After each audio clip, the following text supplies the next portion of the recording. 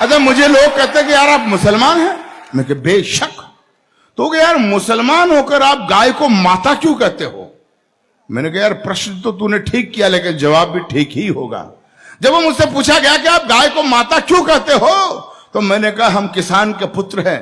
जब मैं 3 बरस का बच्चा था, छोटा, मेरी माँ गाय का चारा पानी करके, नहला धुलाकर, मालिश वगैरह करके जब गौ माता का दूध निकालती थी, और गौ माता का दूध जब मेरी माँ मुझे पिलाती थी, तो मुझे दूध देते वक्त गौ माता ये नहीं देखती थी कि ये बच्चा हिंदू का है या मुसलमान का है।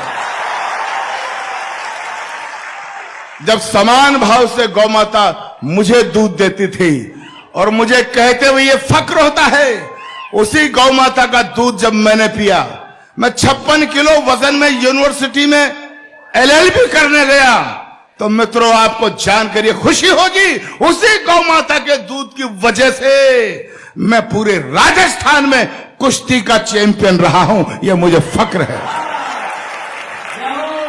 युगों युगों से भरत भूमि की शान रही गौ माता है। इस मिट्टी के कण कण की पहचान रही गौ माता है। गौ माता है जिसका अमृत पी के खुद को खड़ा किया। गौ माता है जिसने हमको पाल पोष कर बड़ा किया। गौ माता है जिसकी चर्चा त्रिभुवन में पर्याप्त हुई। गौ माता है जो समुद्र मंथन से हमको प्राप्त हुई। गौ माता है जिसके निस्दिन गुरु वशिष्ठ गुण गाते थे। कृष्ण कन्हैया नटवर नागर जिसका यश दोहराते थे। हम ऐसी गौ माता को अब मुझे ताकत देना, मेरे संकल्प को। हम ऐसी गौ माता को अब नहीं भटकने देंगे, और शीश भले कट जाए लेकिन गाय नहीं कटने देंगे। अरे भाई इतना हल्ला, मजा आ गया।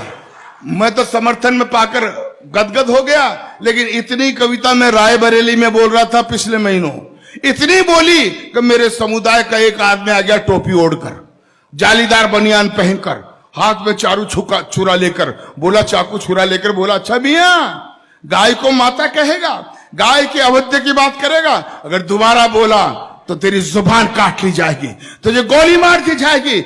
मित्रों वो मुझे धमकाते रहते हैं, लेकिन पूरा देश जानता है जब से मैंने कविता लिखी है, मैं हर मंच पर इसे पढ़ता आ रहा हूं, और मुझे धमकाने वाले मेरा बाल भी बाका नहीं कर सके। क्यों? क्योंकि मैं अच्छी तरह से जानता हूं कि संकट कटे मिटे सब पीरा, जो सुमरे हनुमत बलबीरा।